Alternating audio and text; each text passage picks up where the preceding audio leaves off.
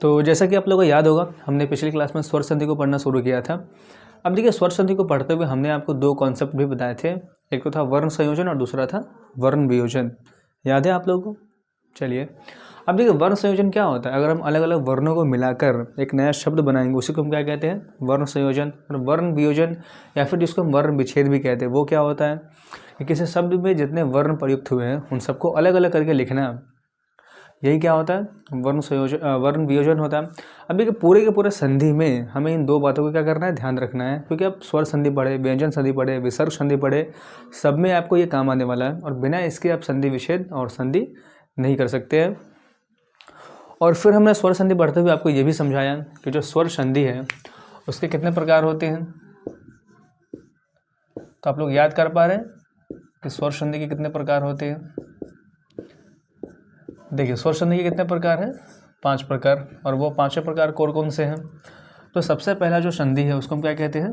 दीर्घ संधि।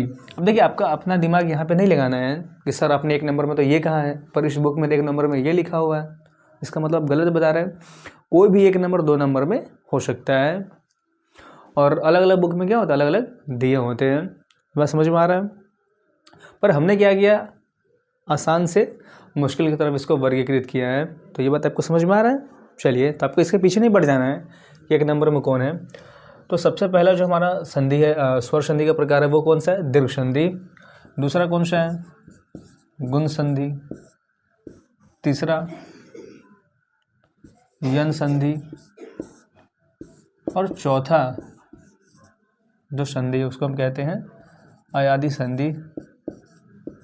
और सबसे अंत में हम जिस संधि को पढ़ेंगे वो है वृद्धि संधि। तो आपको एक बार ये 5 नाम ध्यान कर लेने हैं कि स्वर संधि के ये 5 प्रकार होते हैं: दीर्घ, गुण, यन, अयादि और वृद्धि संधि। अब देखिए, हमने दीर्घ संधि को पढ़ना शुरू किया था और हमने कुछ बात आपको समझाया भी था इसमें। और सबसे पहले हमने आपको ये समझाया कि दीर्घ संधि हमेशा समान वर्णों के बीच में होती है। और समान वर्ण का यहाँ पे क्या मतलब है कि सजातीय वर्ण। समान का मतलब ये नहीं कि एक जैसे एकदम ही, आ है तो फिर आ होगा, ई है तो ई ही होगा। तो समान वर्ण का यहाँ दरअसल मतलब है सजातीय वर्णों से, कि जिन वर्णों का उच्चारण एक जैसा होगा उसी को हम क्या कहते हैं? सजातीय, या फिर कुछ लोग समान वर्ण भी कहते हैं, हालांकि सजातीय वर्ण ही कहना ज़्यादा उचित होगा। तो समान वर्ण हो गया। समान वर्ण के बीच में क्या होती है? संधि होती है। जैसे अगर हम एग्जाम्पल की बात करें, अब देखिए आ है तो इसके साथ क्या आएगा? या तो आ आएगा या फिर क्या आएगा? आ आएगा। समझ में आ रहा है आपको? क्योंकि आ के जैसा उच्चारण किसका होगा? या तो आ का होगा या फिर किसका होगा? आ का होगा। ये बात समझ में आ रहा है आपको? चलिए, या फिर पहले आ भी हो सकता है, फिर बाद में आ हो, या फिर आ हो, तो इस तरह से हो सकता है। तो इन सबको हम मिटाकर इस तरह से लिख सकते हैं कि अगर अ या आ के बाद अ या आ हो। और आपको पता है कि दीर्घ संधि हमने इसका नाम क्यों रखा है? क्योंकि यहाँ पे जिन वर्णों का निर्माण होता है वो सारे के सारे वर्ण कैसे होते हैं? दीर्घ वर्ण होते हैं। ये बात आपको समझ में आ रही है? और हमने आपको स्वर संधि के प्रकार में बताया था कि दीर्घ स्वर कौन कौन से होते हैं। हालांकि वहाँ पे दीर्घ स्वर की संख्या कितनी थी? 7 थी, और हम 7 को इसमें नहीं लेते हैं। बेटा 7 थी कि 8 थी? 8। चलिए, अच्छी बात है, 8 थी। तो हम 8 वर्णों को इसमें नहीं लेते हैं। इसमें सिर्फ मूल दीर्घ को ही हम लोग रखते हैं। ये बात समझ में आ रहा है आपको? चलिए, तो यहाँ पे कौन से वर्ण बनेंगे? आ। फिर यदि ई या फिर दीर्घ के बाद ह्रस्व या दीर्घ हो तो यहाँ पे क्या बनेगा? दीर्घ, क्योंकि कौन सी संधि है? दीर्घ संधि है। उसी तरह से अगर ऊ या ऊ के बाद ऊ या ऊ हो तो फिर से क्या बनेगा? दीर्घ ऊ बनेगा। और इसी तरह से अगर री के बाद, अब देखिए री के बाद दीर्घ भी हो सकती है, पर ऐसे एग्जाम्पल हमको देखने को नहीं मिलते हैं। री या दीर्घ री हो तो यहाँ पे फिर क्या बनेगा? दीर्घ री बनेगा। आपको समझ में आ रहा है कि पूरे के पूरे दीर्घ संधि में हमें बस इतनी बातें ध्यान रखनी है कि दीर्घ संधि किसके बीच में होगा? तो समान वर्णों के बीच में होगा। और समान वर्ण का क्या मतलब है? कि जिन वर्णों का उच्चारण एक जैसा होगा उसी को हम क्या कहते हैं? समान वर्ण कहते हैं। और उन्हीं के बीच में क्या होगी, संधि होगी। जैसे आप देख रहे होंगे कि अ है तो अगर जैसा उच्चारण किसका होगा, आ का होगा, या फिर किसका होगा, अ का होगा। तो इनके बीच में क्या हो रही है, संधि हो रही है, और संधि के परिणाम स्वरूप क्या बनेगा, तो हमेशा दीर्घ वर्ण बनेंगे। आपको ये बात ध्यान रखना है। फिर उसी तरह से अगर हम ई की बात करें तो इसका जैसा उच्चारण किसका होगा, दीर्घ ई का होगा, ह्रस्व ई या फिर दीर्घ ई का होगा। तो आपको ये बात समझ में मेरे ख्याल से आ रहा होगा। अब हम क्या करते हैं, इन सब का एक एक एग्जाम्पल लेकर समझ लेते हैं, और हम दीर्घ संधि में इतनी बात करेंगे, और फिर अलग से एक क्लास करेंगे संधि विच्छेद के ऊपर, जहाँ पे हम संधि विच्छेद करना सीखेंगे। तो अभी आप बस संधि करना सीख लीजिए। चलिए, तो अगर हम कुछ एग्जाम्पल्स की बात करें, जैसे देखिए अगर आपके सामने हम लिखें राम प्लस आशीष।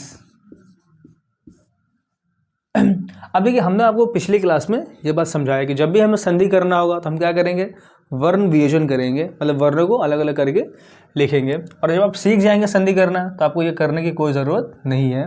पर यहाँ पे अगर अभी हम वर्ण वियोजन करें तो र, अब देखिए र में कौन सा मात्रा स्वर लगा हुआ है, आ लगा हुआ है, तो र के नीचे क्या लगाएंगे, हलंत, मतलब ये शुद्ध व्यंजन हो गया। इसके बाद हम क्या लिखेंगे, स्वर। फिर आपको दिख रहा है कि म भी पूरा, अगर पूरा नहीं होता तो इसके अंदर क्या लगा होता, हलंत लगा होता। अब यहाँ पे क्या होगा, आ, फिर सा में क्या है, दीर्घ ही है, क्योंकि दीर्घ की मात्रा पीछे से होती है। फिर सा है। अब आपको पता ही है कि संधि हमेशा किसके बीच में होगी, तो पहले जो शब्द है उसके अंतिम वर्ण में। तो पहला शब्द क्या है, राम, और राम का अंतिम वर्ण कौन सा है, तो आ है। और आशीष, आशीष का पहला शब्द कौन सा है, आ है, मतलब पहला वर्ण कौन सा है, आ है। तो संधि किसके बीच में होगी, इनके बीच में होगी, और आ के बीच में। अब देख रहे हैं यहाँ पे कि अगर आ के बाद आ होगा या आ, या आ के बाद आ, या फिर क्या हो, आ हो, तो हमेशा क्या बनेगा, आ बनेगा। तो यहाँ पे इन दोनों स्वरों का मेल होकर किस स्वर का निर्माण होगा, तो आ का। मतलब इन दोनों ने अपने स्थान पर किसको बिठा दिया, आ को बिठा दिया, और आ को मिलाकर हम क्या करेंगे, शब्द बना लेंगे। कुछ नहीं करना, बस यही करना है। तो र प्लस में आ क्या होगा, रा, म प्लस में आ क्या होगा, मा, और इधर क्या लिख बनेगा, स प्लस सी, तो सी, और फिर स प्लस में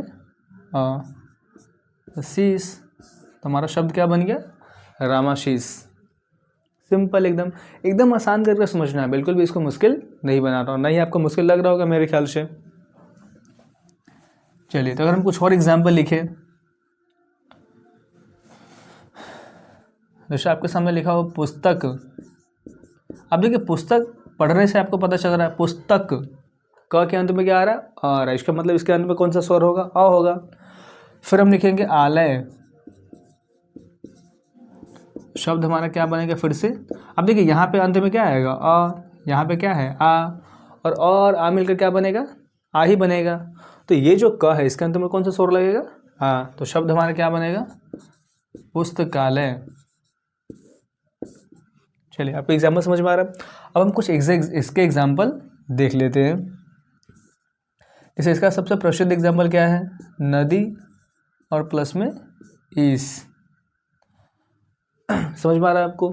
अब देखिए, यहाँ पर क्या है, दीर्घ, यहाँ पर भी क्या है, दीर्घ है, और इसका वर्ण विच्छेद करें तो न प्लस अ, द प्लस ई, फिर क्या होगा, ई प्लस स, और प्लस में अ। अब देखिए, आपको पता है कि पहला शब्द का कौन सा हमको वर्ण लेना है, अंत वाला, तो अंत वाला वर्ण कौन सा है, ई। फिर दूसरा शब्द का पहला वर्ण, तो पहला वर्ण कौन सा है, ई है फिर से।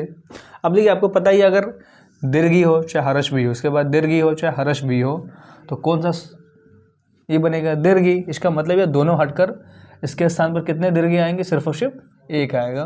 और हमें शब्द क्या करना है, आराम से बना देना है।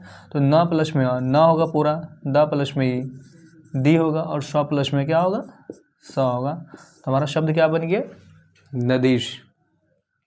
तो इसी तरह से कोई भी एग्जाम्पल हो, चाहे छोटे वाले मात्रा के हों चाहे बड़े वाले ई के हो, आपको क्या करना है, इसी तरह से संधि करनी है। फिर हम कुछ वो वाले एग्जाम्पल भी देख लेते हैं।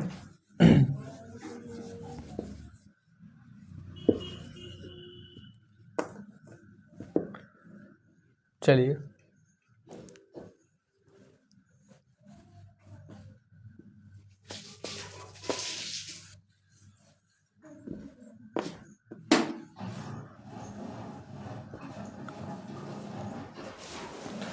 देखिए, तो अगर हम इसके एग्जाम्पल की बात करें तो जैसे एक शब्द वधु और दूसरा शब्द क्या है, उत्सव। अब देखिए, आपको पता चल रहा होगा उसको देखकर कि इसके अंत में क्या आएगा, छोटी ई, और यहाँ पर भी क्या है, छोटी ई, छोटी ऊ, सॉरी। अब देखिए, छोटी ऊ और छोटी ऊ मिलेगी तो क्या बनेगा, बड़ी ऊ बनाएंगे। इसका मतलब ये दोनों हटकर क्या होगा, बड़ी होगा। तो हम क्या लिख देंगे, वधुत्सव। समझ में आ रहा है आपको। अब देखिए, हालांकि कुछ लोग ऐसा बोलते हैं कि यहाँ पे संधि होने के बाद भी हम क्या करेंगे, वधुत्सव को ऐसे नहीं लिखकर ऐसे ही लिखेंगे, क्योंकि वधुत्सव ऐसे लिखना सही माना जाता है। और संधि के हिसाब से क्या होगा, आपको बस ये बात समझना है कि संधि के हिसाब से क्या होगा, ये होगा। हालांकि सही शब्द क्या है, ये है। समझ में आ रहा है आपको वो का एग्जाम्पल। चलिए, और अब हम अंत वाला एग्जाम्पल कुछ देख लेते हैं।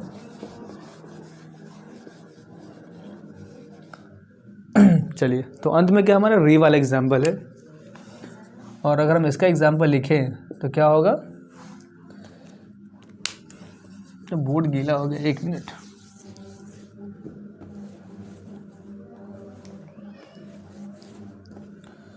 चलिए, तो क्या होगा, पितरी और जोर में रीनम। चलिए, आपको समझ में आ रहा है। अब देखिए, इसके अंदर में क्या होगा, री होगा। अगर हम वर्ण वियोजन करें तो यहाँ पे क्या है, री है। इसका मतलब कि छोटी री और फिर से छोटी री मिलकर क्या बनेगी, बड़ी री बनेगी। इसका मतलब ये दोनों री हट जाएंगे और इसके बदला क्या आएगा, एक बड़ी री आएगा। तो शब्द क्या बनेगा, पितृनम। अब देखिए, जो बड़ी री होती है उसकी मात्रा इस तरह से होती है, छोटी री की मात्रा एक बार होगी और बड़ी री की मात्रा ऐसे 2 बार होती है। समझ में आ रहा है आपको। चलिए, तो हमें बस दीर्घ संधि में इतनी ही बातें समझनी है, और मेरे ख्याल से आपको समझ में आ रहा होगा दीर्घ संधि कैसे करनी है हमें। चलिए,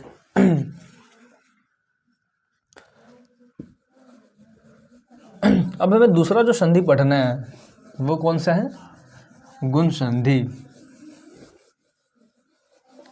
देखिए, हर संधि को हम वैसे ही पढ़ने वाले हैं, एकदम आसान करके।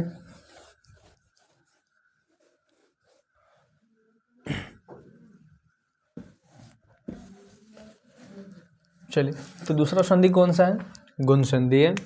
अब देखिए, गुण संधि में आपको क्या ध्यान रखना है, देखिए हर संधि में क्या करना है आपको, वर्ण के जो मेल होते हैं बस उसको ध्यान रखना है, किस संधि में कौन से वर्ण का मेल होगा। तो यहाँ पे क्या होगा, अगर अ या आ के बाद ई या ई है तो कौन सा वर्ण बनेगा, ए। मतलब अ प्लस में ई हो, चाहे अ प्लस में दीर्घ ई हो, आ प्लस में ई हो, या फिर आ प्लस में दीर्घ ई हो, अंततः किस वर्ण का निर्माण होगा, ए का निर्माण होगा। उसी तरह से क्या ध्यान रखना है आपको कि अगर अ या आ के बाद छोटी यू या फिर बड़ी यू हो तो किस वर्ण का निर्माण होगा, ओ का। अब देखिए, कुछ बच्चे क्या समझते हैं जब हम गुण संधि पढ़ाते हैं कि सर अगर हम पहले इसको लिखें और फिर बाद में इसको लिखें तो क्या ये बनेगा, बिल्कुल नहीं। ये जिस तरह से लिखे हुए हैं उसी तरह से क्या करना है आपको, बोलना है। समझ में आ रहा है आपको बात। चलिए, उसके बाद अगर अ या आ के बाद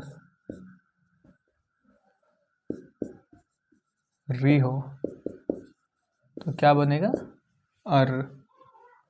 बस आपको ये 3 बातें क्या करना, गुण संधि में ध्यान रखना है कि अगर अ या आ के बाद छोटी या फिर बड़ी हो तो कौन सा स्वर बनेगा, ए। अ या के बाद उ होगा तो ओ, और फिर अ या के बाद री होगा तो अर बनेगा।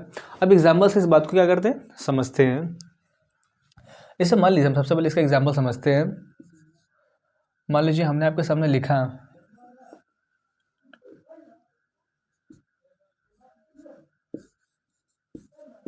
सुर जोर में इंद्र, ये 2 शब्द है। हमें इनका क्या करना है, संधि करना है। अब संधि करना तो सबसे पहले क्या करेंगे, वर्ण वियोजन करेंगे। अब देखिए, धीरे धीरे आप समझ जाएंगे कि हमें वर्ण वियोजन करने की ज़रूरत नहीं है, पर आप अभी नए नए हैं, नौसिखिए हैं, तो आपके लिए वर्ण वियोजन करना क्या है, ज़रूरी है। और ऐसा करने से हमारी गलतियाँ भी, त्रुटियाँ भी कम होती है। तो पहले आपके लिए वर्ण वियोजन कर देते हैं। अब देखिए, स में कौन सी मात्रा लगी हुई है, ऊ की, तो इसके बाद हम क्या लिखेंगे, ओ।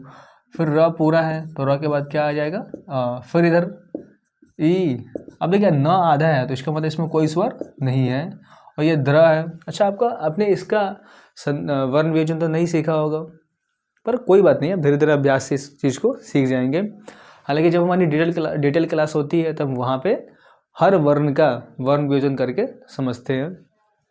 पर अब एक बात ध्यान रखें कि जहाँ पर भी आपको ऐसे नीचे र दिखा हुआ लगे, इसका मतलब क्या है कि ये जो र होगा वो पूरा है, ये बड़ा र है।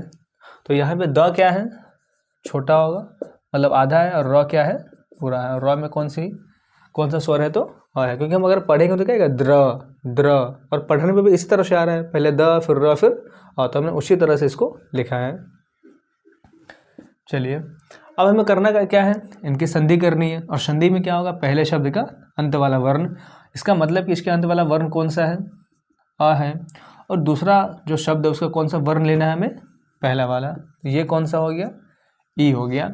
अब देखिए, अब ध्यान से देखिए कि अगर अ या आ के बाद ई या ई हो, मतलब कि अ के बाद भी हो सकता है, चाहे आ के बाद भी हो सकता है। तो यहाँ पे अ के बाद ई है, तो अगर आ के बाद ई होगा तो कौन सा स्वर बनेगा, ए। इसका मतलब कि ये दोनों स्वर मिलकर किसका निर्माण करेंगे, ए का। तो आप भी अपनी कॉपी में मिटाकर ऐसे ही लिख लेंगे, ए।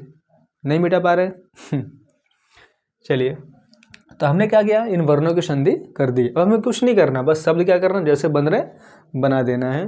तो श प्लस में ऊ क्या होगा, सु। र प्लस में ए, रे। फिर यहाँ पे क्या होगा, आधा न, और फिर क्या लिखा हुआ है, द्र। तो हम क्या लिख देंगे, द्र। अब शब्द देखिए अपने आप क्या बन गया, सुरेंद्र। और हम याद करते रहते हैं कि सुर जोड़ इंद्र क्या होगा, सुरेंद्र होगा, जबकि याद करने वाली कोई बात है ही नहीं। तो बस इतनी बातें ध्यान रखनी है कि सुर प्लस में इंद्र क्या होगा, सुरेंद्र होगा। अब देखिए, हम बहुत सारे एग्जाम्पल ले नहीं रहे हैं, आप लोग बस इतनी से बातों को समझें कि हमें ऐसे ही करना है संधि। कोई भी एग्जाम्पल हमारे सामने दे, हम एक एक दो एग्जाम्पल लेकर के समझ रहे हैं बस। अब हम दूसरा अगर आपके सामने एग्जाम्पल लिखें, अब देखिए दूसरा एग्जाम्पल किसका है, तो आ के बाद क्या होना चाहिए, ऊ होना चाहिए। अब आपके इसका जो सबसे प्रसिद्ध एग्जाम्पल वो क्या है, लंब जोर में उधर। अब देखिए फिर से अगर हम इसका वर्ण वियोजन करें, हालांकि हम छोड़ देते हैं, आप लोग सोच रहे हैं कि सर बार बार हमारा टाइम वेस्ट कर रहे हैं, हम समझ गए अब कैसे कर रहा है, बस समझाइए, समझ में आ रहा है। चलिए, अब देखिए लंब है। अब देखिए एक बात आपको और ध्यान रखना है कि अगर हमें संधि करनी है तो हमें सबका वर्ण वियोजन करने की ज़रूरत नहीं है। अगर हम सिर्फ अंत वाला का वर्ण वियोजन कर दे तो हमारा काम क्या हो सकता है, बन जाएगा आराम से। जैसे देखिए, मान लीजिए हमने लंब को ऐसे ही लिख दिया और ब को अलग से लिख दिया, ब प्लस में हाँ, फिर हमें इसका काम है तो इसको हमने ऐसे लिख दिया और दर को ऐसे लिख दिया। अब देखिए यहाँ पे कोई समस्या नहीं है, हम ऐसे करके भी कर सकते हैं, पर शुरू में आप नए थे तो हमने पूरा का पूरा शब्द का ही वर्ण वियोजन कर लिया था। अब देखिए हमें पता है कि संधि इन वर्णों में होगी और ये दोनों वर्ण मिलकर क्या बनाएंगे, ओ। तो इसको मिटाकर क्या लिख देंगे, ओ। अब देखिए लंब, तो यहाँ पे लंब हम लिख देते हैं, ब प्लस में हो तो क्या होगा, बो। और फिर इधर क्या लिखा हुआ है, दर, तो हम क्या लिख देंगे, दर। और शब्द क्या बन गया, लंबोदर। तो आपसे पूछे कि लंबोदर किस तरह से बना है, तो लंब और प्लस में क्या होगा, उदर, इस तरह से क्या बना है, लंबोदर। अब देखिए इसका जो सबसे महत्वपूर्ण एग्जाम्पल है वो क्या है, अंत वाला, और सबसे ज़्यादा बच्चों को कन्फ्यूज़न भी यही होता है, तो हम इसको भी एक बार समझ लेते हैं। अब देखिए अ या के बाद क्या होना चाहिए, री होना चाहिए। और इसका सबसे अच्छा एग्जाम्पल क्या है, महा और जोर में ऋषि। और आपको पता भी होगा इसका संधि क्या होता है, महर्षि। पर होता कैसे, एक बार हम क्या करते हैं, वर्ण वियोजन करके समझते हैं। तो हमको म का नहीं करना है, बस हा काम कर लेते हैं, हा प्लस में हा, फिर इधर से इसका बस री लिख लेते हैं। चलिए, और आपको पता है कि संधि कहाँ होगी, तो आ और री के बीच में होगी। और अगर आ के बाद री हो तो क्या बनेगा, अर। तो इसको मिटाकर क्या लिख देते हैं, अर, क्योंकि ये दोनों मिलकर क्या बन गए, अर। अब आपको एक चीज़ ध्यान से देखनी है, देखिए हमने आपको बताया कि ये जो स्वर है वो अपने बाद वाले वर्ण को पूरा नहीं करेगा, अपने पहले वाले वर्णों को पूरा करता है। तो ये तो म पूरा है ही, इसके बाद हा प्लस में हा क्या हो गया, पूरा हो गया। अब देखिए हा का काम हो गया है, पर यहाँ पर र क्या है, बचा हुआ है। अब देखिए जब भी र आधा होता है तो वो क्या हो जाता है, ऊपर चला जाता है, जिसको हम रेफ वाला र कहते हैं। जैसे अगर हम लिख कर बताएं, हम इसको पहले लिख देते हैं सी को। अब आप एक बात सोचिए कि ये जो र था किसके बाद था, ह के बाद था, तो जिसके बाद होता है उसके बाद वाले वर्ण पे चला जाएगा। तो हम किस तरह से लिखते हैं, इस तरह से, महर्षि। इसलिए आप देखेंगे जब भी ये र जहाँ लिखा होता है हम उससे पहले क्या करते हैं, इसको पढ़ते हैं। जैसे अगर हम एग्जाम्पल के लिए लिखे कर्म, अब देखिए लगा हुआ म पर है, पर हम क के बाद क्या करते हैं, इसको पढ़ते हैं। उसी तरह से दिखने में भले ही लग रहा है र के ऊपर, पर इसको हम कहाँ पढ़ेंगे, इन दोनों के ह और स के बीच में। ऐसा क्यों होता है हम कभी विस्तार में इस पर बात करेंगे, पर अभी फिलहाल आपको ये बातें समझ में आ रही होगी। चलिए, तो हमने गुण संधि को भी समझ लिया है। अब हमारा तीसरा जो संधि है वो कौन सा है, यन संधि। अब देखिए अगर हम आपसे पूछें कि आप ये बताएं कि यन में कितने वर्ण दिख रहे हैं, 2 वर्ण, और हमने आपको बताया कि संस्कृत व्याकरण में 2 वर्णों का क्या होता है, तो प्रत्याहार होता है। तो बिल्कुल सही सोच रहे हैं। यन दरअसल में क्या है, प्रत्याहार है जो माहेश्वर सूत्रों से बनाए गए हैं। और अगर ये प्रत्याहार है तो इसमें कुछ ना कुछ वर्ण जरूर आते होंगे। तो इसमें 4 वर्ण आते हैं और उसको हम अंतःस्थ व्यंजन भी कहते हैं। और वो वर्ण कौन कौन से हैं, य, र, ल और व। और हमने वर्ण का वर्गीकरण पढ़ते हुए आपको बताया कि इनको हम अंतःस्थ व्यंजन भी कहते हैं, मतलब सेमी वोवल्स, अर्ध स्वर जैसा कुछ कुछ कहते हैं, क्योंकि ये स्वर से मिलकर बने होते हैं। और आज आपको ये बात समझ में आएगी। चलिए, अब देखिए सबसे पहले हम समझते हैं कि य किस तरह से बनेगा। अब देखिए अगर ई और ई मतलब छोटी ई हो या फिर बड़ी हो, इसके बाद कोई भी स्वर हो, तो ई का जो रूप है ये किस में बदल जाएगा, य में। अब यहाँ पे आपको एक बात ध्यान देना है कि दीर्घ संधि में क्या होता है, 2 वर्ण मिलकर क्या करते हैं, तीसरे वर्ण का निर्माण करते हैं। गुण में भी क्या होता है, 2 वर्ण मिलकर तीसरे वर्ण का निर्माण करते हैं। पर यहाँ पे हमने आपको अब क्या समझाया है कि अगर ई या ई के बाद कोई भी स्वर हो, मतलब ये 2 स्वर तो आ ही गए हैं, इसको छोड़कर 11 में से कोई भी स्वर हो, तो ई जो है किस में बदल जाएगा, य में, और फिर ये बाद वाले वर्ण से मिल जाएगा। तो यहाँ पे पहले मिलते नहीं है, पहले इसका रूप क्या होता है, बदल जाता है। समझ में आ रहा है। यन संधि में एक खास बात है जो आपको ध्यान रखनी है। तो यह इस तरह से बनेगा। अब री किस तरह से बनेगा, तो री के जैसा कौन सा स्वर होता है, र के जैसा कौन सा स्वर होता है, री। तो अगर री के बाद, मतलब दोनों में से कोई भी री हो सकता है, उसके बाद कोई भी स्वर हो तो क्या बनेगा, र बनेगा। अभी एग्जाम्पल से भी बात को समझेंगे। फिर ल, तो ल के जैसा कौन सा स्वर होता है, री।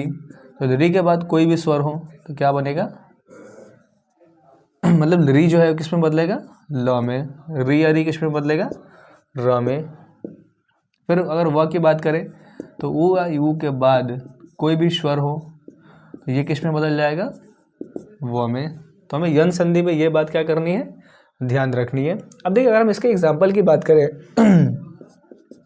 इन सबके एग्जाम्पल की बात करें तो सबसे पहले हम इस एग्जाम्पल को समझते हैं। अब देखिए इसका सबसे पहला एग्जाम्पल क्या है, आपने ये एग्जाम्पल बहुत बार देखा होगा, बनाया भी होगा। जैसे हम लिखते हैं इति और जोर आदि। अब देखिए इसका संधि क्या होगा, आपको पहले से पता है कि ये दोनों मिलकर क्या बनेंगे, इत्यादि। अब देखिए सबसे पहले हम क्या करते हैं, इनको थोड़ा अलग करके लिखते हैं। त प्लस में ई, फिर आ प्लस में दी। इधर का अलग करने की हमें कोई ज़रूरत नहीं है। और संधि किसके बीच में होगी, ई और आ के बीच में। अब देखिए इन दोनों को सीधे मिला नहीं देना है। जैसे ई के बाद कोई दूसरा स्वर आएगा तो ई किस में बदलेगा, य में। पहले इसको य में बदलना है। तो ई जो है किस में बदल जाएगा, य में। तो ऐसा मान लीजिए कि ई के स्थान पर क्या आ जाएगा, य। अब जैसे शब्द बनेगा हमें क्या करना है, शब्द आराम से बना देना है। ठीक है, सबसे पहले क्या है, ई है। फिर क्या है, त क्या है, आधा, तो हम आधा त लगाएंगे। फिर य के बाद क्या है, या। फिर क्या है, दी। तो शब्द क्या बन गया, इत्यादि। तो आपको एग्जाम्पल समझ में आ रहा है। चलिए दूसरे एग्जाम्पल की हम बात करते हैं। जैसे हम लिखे पितरी और जोर में आदेश। अब देखिए ये एग्जाम्पल बहुत इंपॉर्टेंट है, यहाँ पे सब बहुत गलती करते हैं, तो आपको ध्यान से समझना है ये एग्जाम्पल। चलिए अगर हम इसको अलग अलग करके लिखें, अब देखिए पहले वर्ण को अलग करना ज़रूरी नहीं है, हम दूसरे को सिर्फ कर लेते हैं, री और जोड़ में आ, फिर क्या होगा, देश। अब देखिए अगर हम री और अ को मिलाएंगे, मतलब री के बाद अगर अ आएगा तो यहाँ पे क्या लिखा है, अगर री के बाद कोई भी स्वर आए तो री किस में बदलेगा, र में। तो री के बाद यहाँ पे आ गया तो री किस में बदल जाएगा, र में। ये बात समझ में आ रहा है आपको। चलिए अब हम कैसे लिखेंगे, तो सबसे पहले पी है, फिर क्या है, त और र है। अब देखिए अगर त के बाद त और र हो तो ये दोनों मिलकर क्या बन जाते हैं, त्र। जैसे आपने संयुक्त वर्ण कभी पढ़ा होगा, तो संयुक्त वर्ण क्या होता है, जो दो वर्णों से मिलकर बने होते हैं। तो त और र मिलकर क्या बनता है, त्र। तो यहाँ पे हम क्या लिखेंगे, त्र। अब त्र आधा है पर इसके बाद आ है तो इसमें आ लग जाएगा, और फिर क्या है, देश, तो हम क्या लिख देंगे, देश। तो शब्द क्या बनेगा, पित्र देश। समझ में आ रहा है ये एग्जाम्पल। चलिए, और मेरे ख्याल से आपको आसान भी लग रहा होगा, और आसान लगना भी चाहिए, कोई बहुत बड़ी बात नहीं है। फिर तीसरा क्या है, लरी। तो इसका एग्जाम्पल भी हम देख लेते हैं। तो इसका बस एक दो गिने चुने एग्जाम्पल है, जैसे लरी, जोर, आकृति। अब देखिए लरी के बाद क्या है, आ है, तो लरी किस में बदलेगा, ला में, लौ में। लौ के बाद क्या है, आ, तो ला हो जाएगा। तो ये सीधा सीधा शब्द क्या बनेगा, लाकृति। और फिर इसका एग्जाम्पल हम देख लेते हैं।